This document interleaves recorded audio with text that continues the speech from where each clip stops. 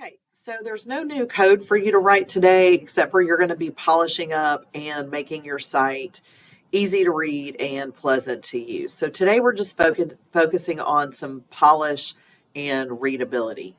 So good design isn't flashy, it's readable. I said in an earlier lesson in this week's content, just because you can doesn't mean you should.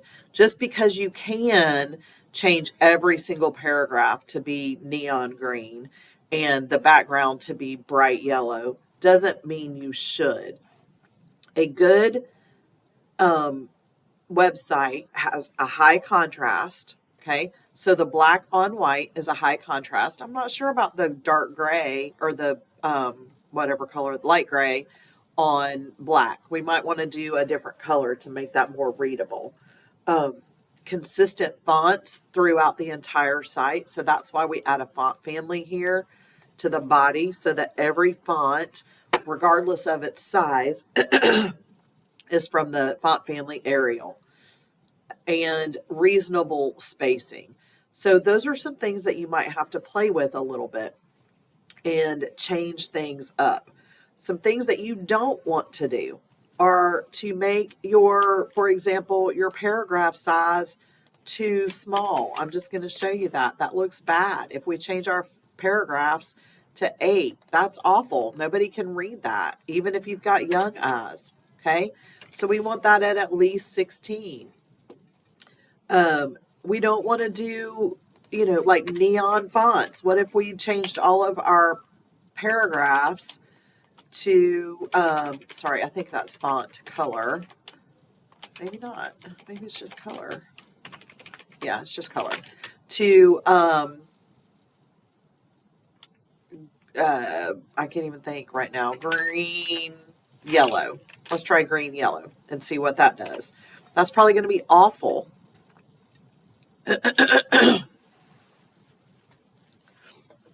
it ever goes through.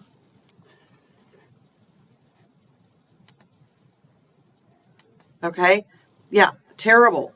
It's okay. It's actually not terrible on the gray, but it is absolutely awful on the white. You can't read it at all.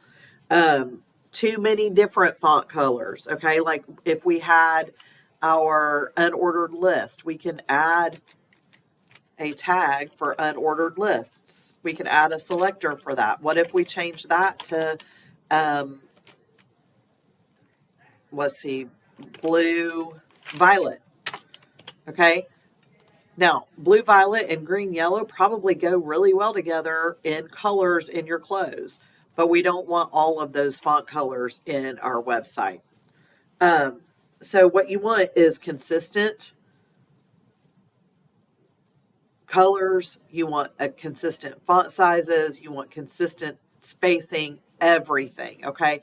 So we're going to go ahead and take these colors back out.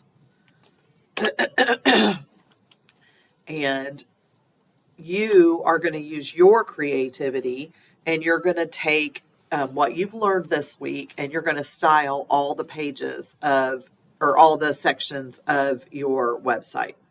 Some common mistakes: neon colors, too tiny a text, too many fonts, and no spacing.